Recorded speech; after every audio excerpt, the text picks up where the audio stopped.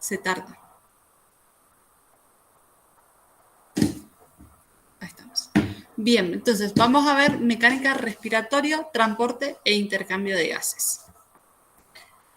Nosotros ayer o en la primera parte trabajamos que hay 3 momentos del proceso de respiración, que el primer momento es la ventilación pulmonar, luego tenemos la hematosis y por último tenemos el intercambio a nivel celular.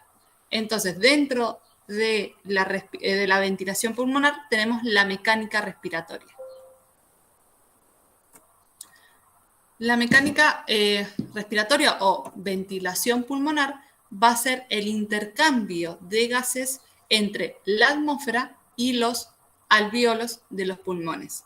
¿Sí? Tenemos a nivel celular, de capilares con células, la hematosis, que van a ser alvéolos del sistema circulatorio, y la ventilación pulmonar, que es desde la atmósfera a los alvéolos.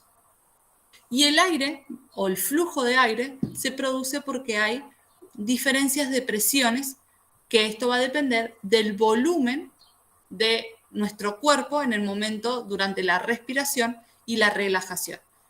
Principalmente va a ser el volumen de la caja torácica, que va a aumentarse o va a disminuir según el proceso de inspiración o el proceso de expiración.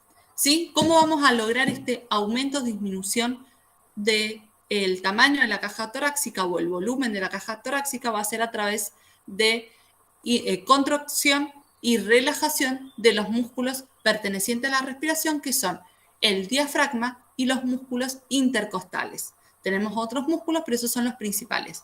Estos son músculos acompañantes o que colaboran con el sistema respiratorio, pero no los consideramos órganos del sistema respiratorio. Entonces vamos a tener 2 etapas, la inspiración y la expiración. Si nosotros cerramos los ojos y nos concentramos y hacemos una inspiración profunda, vamos a sentir que nuestra caja torácica aumenta. ¿Cómo se llega a este aumento de volumen? Es porque se produce una contracción y descenso del diafragma, que es el músculo que tenemos como en la mitad del abdomen, que cuando respiramos sentimos que se van hacia abajo. Entonces, ese irse hacia abajo es una contracción y descenso del diafragma.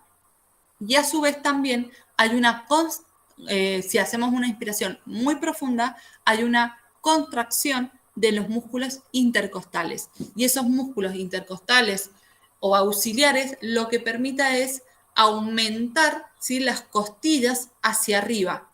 Entonces, al ir hacia arriba las costillas por ocurrirse una contracción de los músculos intercostales, a su vez también bajando el diafragma, se produce un aumento del volumen de la caja torácica. Todo eso va a generar la expansión o el aumento del volumen.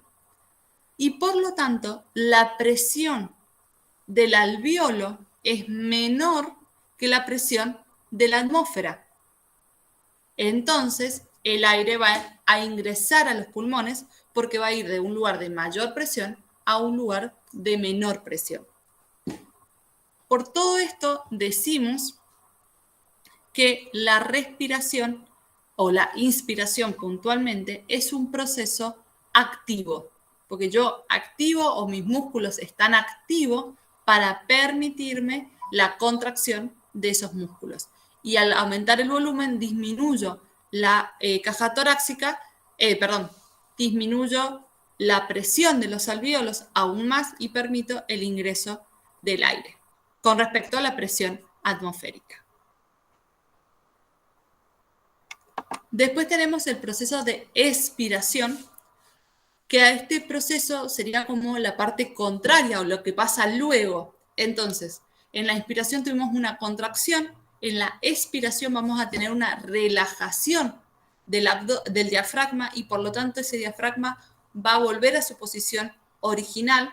Los músculos intercostales también se van a relajar, lo que va a producir también un descenso de las costillas y esta presión que hacen desde arriba las costillas y desde abajo el diafragma genera una disminución del volumen de la caja torácica Y al disminuir el volumen de la caja torácica y al apretar, por así decirlo, los pulmones, se va a generar una salida del aire. ¿Por qué? Porque al disminuir el volumen, al disminuir el volumen se genera o se aumenta la presión alveolar, y al aumentar la presión alveolar es mayor que la atmosférica, por lo tanto, el aire sale de los pulmones.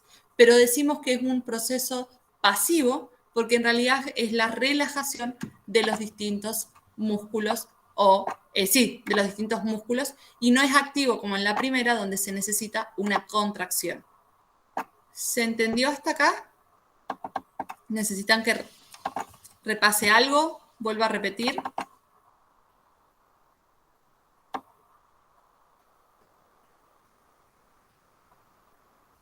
¿Seguimos? Sí, profe. Sí, profe. Bien. Ustedes ahí van a tener un montón de imágenes en los cuadernillos que los va a colaborar, o lo más fácil para esto es concentrarte e inspirar bien profundo y sentir qué pasa en el cuerpo, que nos hinchamos en la caja torácica. Y cuando expiramos, se disminuye. Bien, bueno, acá tenemos el ejemplo donde vemos todos los músculos donde van a estar actuando, y lo podemos simular a través de una botella con un globo en su interior y podemos analizarlo de la misma manera. Entonces, de forma general, el diafragma en la inspiración disminuye, la caja torácica aumenta su tamaño porque se hace la contracción de los músculos, y eso permite el ingreso del aire. Cuando en el momento de la expiración el diafragma se relaja y vuelve a su posición normal,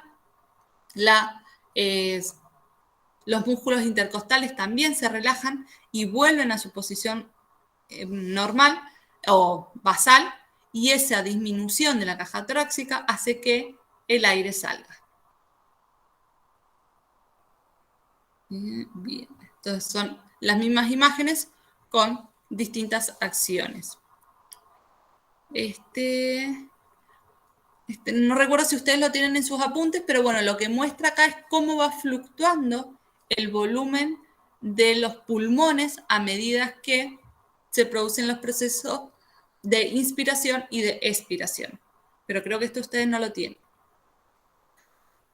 Entonces, la primera parte habíamos denominado como ventilación pulmonar. La segunda parte es el transporte e intercambio de gases, o la hematosis, porque es puntualmente de los alveolos a los capilares. Entonces, vamos a analizar el transporte de dos gases, del oxígeno y del dióxido de carbono. Vamos a empezar con el oxígeno. El oxígeno en sangre es relativamente insoluble en el plasma. Por lo tanto, solo 0,3 milímetros de oxígeno hay cada 100 mililitros de sangre, ¿sí? Entonces tenemos un 0,3% de oxígeno en la sangre disuelto. Por lo tanto, el oxígeno va a ser transportado por pigmentos respiratorios. Estos pigmentos respiratorios lo que va a hacer es aumentar hasta 70 veces la capacidad de transportar oxígeno. ¿Qué quiere decir hasta 70 veces? Por ejemplo, si en el plasma hay una molécula de oxígeno, a través de los pigmentos podemos transportar 70 moléculas de oxígeno. Entonces, en los vertebrados y algunos invertebrados las llamamos hemoglobina. Si en nuestra sangre tenemos pigmento respiratorio, hemoglobina, y queda de color rojo generalmente la sangre. En cambio, en moluscos y en algunos artrópodos tenemos un pigmento denominado hemocianina, que generalmente le da un color más cianótico o más azul a la sangre. Ambas son moléculas, ¿sí?, que están compuestas tiene una formación básica, ¿sí?, que es orgánica, pero la gran diferencia es que la hemoglobina tiene un anillo de hierro tiene un anillo central de hierro. En cambio, la hemocianina no tiene un anillo central, sino lo que va a tener son dos moléculas de cobre que van a estar unidas a todo este pigmento. Eso sería la gran diferencia entre hemoglobina y hemocianina. Pero la función va a ser lo mismo, transportar el oxígeno en el plasma en los distintos tipos de seres vivos.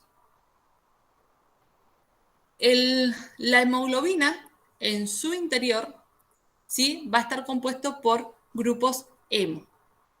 Los grupos hemo están compuestos en su interior por una subunidad de globina. Perdón, la hemoglobina está compuesta por 4 subunidades. A estas subunidades está compuesta por una parte de globina, que sería toda esta, acá la tenemos. Acá tendríamos una hemoglobina que tiene 4 subunidades. Acá las han pintado de distintos colores para que sea más visual, pero serían todos los grupos iguales. Entonces, en la hemoglobina vamos a tener 4 subunidades y cada una de esas 4 subunidades va a estar formada por una globina, que va a ser toda esta, que es la proteína, y después va a tener un anillo o una estructura hemo, que es esta estructura central, donde en el centro va a tener una molécula de hierro cada una. Por eso es tan importante la presencia de hierro en nuestro cuerpo, porque si nosotros no tenemos hierro, la hemoglobina no posee hierro y por lo tanto no puede transportar oxígeno, ¿sí? Por eso cuando una persona que tiene anemia necesitamos que incorpore rápidamente hierro, porque si no se va a producir una poca oxigenación del cuerpo. Y en los invertebrados vamos a tener algunos equinodermos que van a transportar en los eritrocitos, es decir, disueltos en los eritrocitos, que quiere decir que no necesitan la hemoglobina. Y para que nos demos una idea, más o menos un glóbulo rojo puede contener 265 millones de moléculas de hemoglobina. Y cada hemoglobina puede transportar una molécula de oxígeno, ¿sí? Porque se va a unir a cada uno de los grupos hemo. Hasta acá estamos, la composición, la estructura.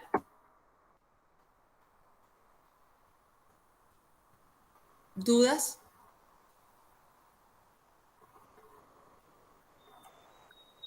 La hemoglobina solamente sirve para transportar oxígeno, ¿no? Sí, va a transportar oxígeno y también tiene la capacidad de transportar dióxido de carbono, ¿sí? Para volver hacia los pulmones.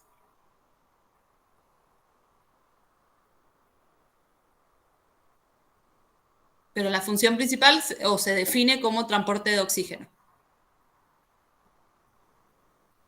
¿Sí? Sí, profe. Bien, perfecto. Bueno, si hay dudas, paramos y seguimos o retrocedemos si fuera necesario. Tenemos la hemoglobina, ¿sí? Lo que mencionamos recién, donde había una afinidad por el oxígeno. ¿Qué quiere decir esto? Que cada molécula de hemoglobina va a recibir una mayor o una menor proporción de oxígeno dependiendo de la afinidad. La afinidad hace referencia a qué tanto qué tanto se asocia con el oxígeno. Y esta afinidad de la hemoglobina o qué tanto se asocia va a estar relacionado dependiendo de las concentraciones de oxígeno. Y además hay un factor que se llama afinidad por el oxígeno, cooperativismo, que quiere decir esto, que una vez que la hemoglobina captó un oxígeno, ¿sí?, de una de estas 4, completa, por ejemplo, esta roja con un oxígeno, como hay un cambio en la estructura de la molécula, es mucho más fácil que el resto de las cadenas puedan captar y transportar el oxígeno. Es decir, una vez que uno ya capta el oxígeno, ya hay un cambio en la molécula que el oxígeno es mucho más fácil que se pueda unir a estas estructuras. Entonces, por eso decimos de cooperativismo. Una vez que uno se engancha, el resto. ¿Cómo se mide la afinidad de la hemoglobina o cómo se tiene en cuenta la afinidad de la hemoglobina? La afinidad hacemos referencia a qué tan qué tan fácil es para el oxígeno unirse a la hemoglobina. En esta, que es la curva de la hemoglobina, que es lo que nosotros generalmente tenemos, o los que pueden ver en gráficos, van a tener, en este gráfico tenemos un porcentaje de saturación, es decir, va a llegar hasta el 100, más del 100, las hemoglobinas no pueden seguir recibiendo oxígeno. A eso es el eje de la Y, ¿sí? Una saturación de oxígeno, una saturación de la hemoglobina por oxígeno. Y después tenemos en el eje inferior es la presión parcial de oxígeno en milímetros de mercurio. Pero eso no quiere decir, porque acá tenemos los valores del 0 al 100, no quiere decir que son porcentajes, sino que son milímetros de mercurio. Nosotros recién cuando vimos el repaso, vimos que en los alvéolos la presión parcial de oxígeno era de 100. Entonces, cuando la presión parcial de oxígeno es de 100, por ejemplo, en los alvéolos, todas las hemoglobinas que van a estar presentes en los capilares, es decir, que van a pasar por los alvéolos, van a tener la capacidad, como esta presión es tan alta, de recibir todos los oxígenos que puedan aceptar. Entonces se va a saturar, va a llegar al 100% de la saturación. Y esos capilares o esas hemoglobinas van a continuar circulando por el resto de nuestro cuerpo y tienen que ir a oxigenar todas las células de nuestro cuerpo. Entonces, a medida que se va alejando de los alvéolos y la hemoglobina va entregando moléculas de oxígeno, esta a su vez, al ir entregando o haciendo el intercambio, digamos, entregando oxígeno a una célula y recibiendo el dióxido de carbono, al ir entregando el oxígeno, la saturación o el porcentaje de oxígeno va disminuyendo, ¿sí? Y esto no es una relación lineal, es decir, en los 100 tengo 100, a los 80 milímetros de mercurio voy a tener 80, sino que esto es como más lento, es más progresivo. Va a ir liberando oxígeno en pocas cantidades. Acá pasamos de 100 a 40 y la hemoglobina tiene prácticamente un 78% de oxígeno todavía. Entonces, generalmente llega hasta este valor, no baja más en condiciones normales, pero si nosotros salimos a hacer ejercicio, esta presión de oxígeno se va a seguir disminuyendo porque las células necesitan mucho oxígeno para realizar la respiración celular y generar la energía necesaria para los músculos. Entonces, la hemoglobina va a seguir entregando el oxígeno, nada más que cuando la presión parcial de oxígeno es baja o es menor de 40, entrega o libera oxígeno de manera más rápida. ¿Sí? Es como más directa. En cambio acá fue como paulativamente, de a poquito. Cuando ya llegamos a los valores de 40, lo que queda de la hemoglobina entrega más rápido el oxígeno porque reconoce que es un momento de emergencia o de necesidad. ¿Hasta acá estamos? ¿Se entendió la curva de la hemoglobina?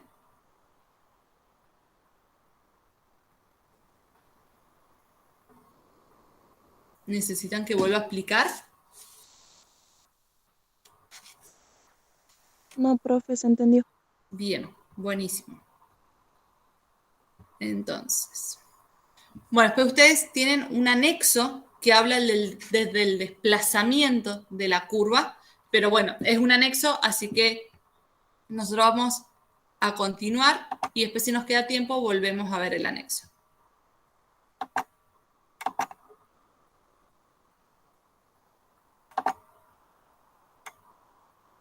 Esto... Bien, no, porque es parte del anexo. Bien, entonces continuamos. Nosotros tenemos un pigmento que es la hemoglobina que se va a encontrar en toda nuestra sangre, ¿sí? En todo nuestro cuerpo. Pero también tenemos un pigmento respiratorio que es específico, es particular. Ese pigmento respiratorio corresponde al músculo esquelético. Es decir, solamente este pigmento que se denomina mioglobina se va a encontrar en los músculos esqueléticos, porque es un pigmento propio o específico de ese tipo de músculo. La estructura o la composición es Similar a la hemoglobina, nada más, o la gran diferencia, es que va a estar compuesta por una subunidad. La hemoglobina estaba compuesta por 4 subunidades. ¿Y para qué sirve? ¿Cuál es la diferencia con la hemoglobina? Es que la mioglobina tiene mayor afinidad por el oxígeno. ¿Qué quiere decir? Que le cuesta más liberar los oxígenos. Por lo tanto, nos sirve como una reserva de oxígeno. Vamos a la imagen de recién. Esta sería la hemoglobina, ¿sí? Que para liberar el 80%, para llegar a una saturación de 80, tiene que tener una presión parcial de 40. Y a la presión parcial de 20, ya la hemoglobina ya tiene menos del 40% de reserva de oxígeno. Entonces, dijimos el caso especial de que si salimos a correr, nuestros músculos necesitan oxígeno. Cuando salimos a correr, la hemoglobina, ¿sí? La presión parcial de oxígeno, baja mucho más allá que los 20. Entonces, cuando llegamos a los 20 milímetros de mercurio, en la hemoglobina queda menos del 40% de oxígeno.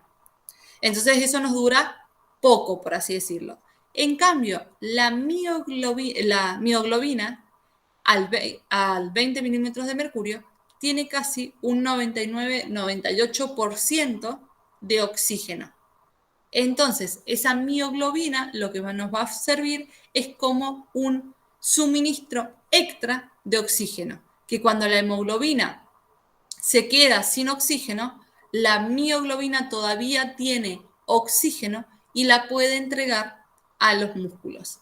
Y de esta manera los músculos pueden seguir funcionando aún si salimos corriendo de forma repentina.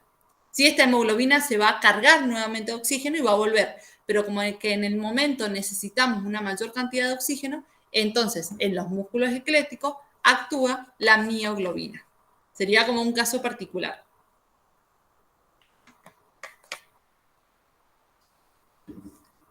Y con eso estaríamos con los de los pigmentos. Y con el oxígeno. ¿Estamos bien hasta acá?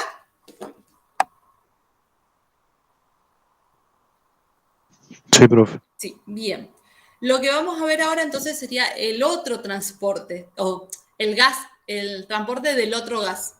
Vimos que el oxígeno se va a transportar por los pigmentos respiratorios y casi una ínfima parte, 0,3%, disuelto en el plasma. El dióxido de carbono tiene una composición diferente o una liberación diferente o una asociación diferente a los distintos compuestos. Entonces, el dióxido de carbono, el 10% aproximadamente va a estar disuelto en plasma, a diferencia del 0,3% que tenía el oxígeno. Entre un 5 y un 30% va a estar unido a la hemoglobina, que se denomina carbohemoglobina. ¿Qué quiere decir eso? Que al grupo amino de la hemoglobina se fue uniendo un dióxido de carbono, que era lo que vos me preguntabas recién, que si solo era para transportar oxígeno. La principal tarea es transportar oxígeno, pero también puede transportar dióxido de carbono. Y por último, la gran parte del dióxido de carbono en sangre, ¿sí? Aproximadamente entre el 65 y 70%, va a ser transportado en formato de bicarbonato. ¿Cómo llegamos a ese bicarbonato? Cuando nosotros en la sangre tenemos dióxido de carbono, el dióxido de carbono se va a unir con el agua, va a formar un bicarbonato reducido, ¿sí? Un compuesto intermedio, y luego este compuesto se va a desarmar y va a generar un anión bicarbonato y protones. Entonces, de esta manera es donde mayor cantidad de dióxido de carbono transportamos. Vamos a un ejemplo claro o más preciso. Tenemos entonces dióxido de carbono que ingresa del metabolismo hacia los capilares. Dióxido de carbono, parte se va a disolver, parte va a ir a asociarse con la hemoglobina, ¿sí? Directamente va a estar asociado con la hemoglobina en forma de dióxido de carbono. No pierde su composición de dióxido de carbono. Y el resto, o la gran mayoría, del 65%, va a entrar a los glóbulos rojos, pero no se va a asociar a la hemoglobina, sino que va a entrar, se va a asociar con moléculas de agua a través de la anhidrasa carbónica, va a formar un producto intermedio y finalmente va a producir el anión bicarbonato con protones. En esta estructura es en la estructura que va a viajar en el torrente sanguíneo. ¿Sí? Cuando el capilar llega a los alvéolos, que es el momento de entrego el dióxido de carbono para que se libere al exterior, este bicarbonato se va a asociar al protón, sí va a ser el mecanismo inverso. Esto es una reacción reversible. Bicarbonato se va a asociar al protón, va a dar el producto intermedio y va a terminar generando agua y dióxido de carbono. Y ese dióxido de carbono está listo para intercambiarlo en el alvéolo y desde el alvéolo salir hacia el exterior. Sería el dióxido de carbono y el oxígeno, que son los que nosotros o los que necesitamos para vivir. Después tenemos también el monóxido de carbono, ¿sí? El monóxido de carbono sería un resto de o un producto de la combustión. Por ejemplo, cuando prendemos una estufa y esta estufa quema mal, como decimos.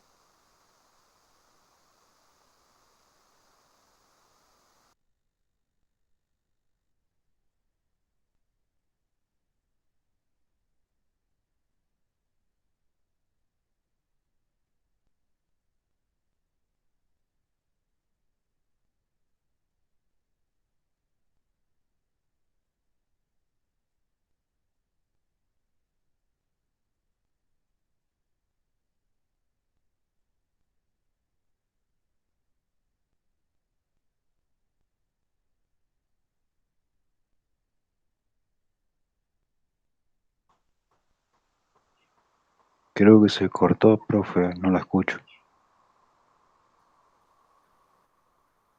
Sí, ¿ahora me escuchás? Ahora sí.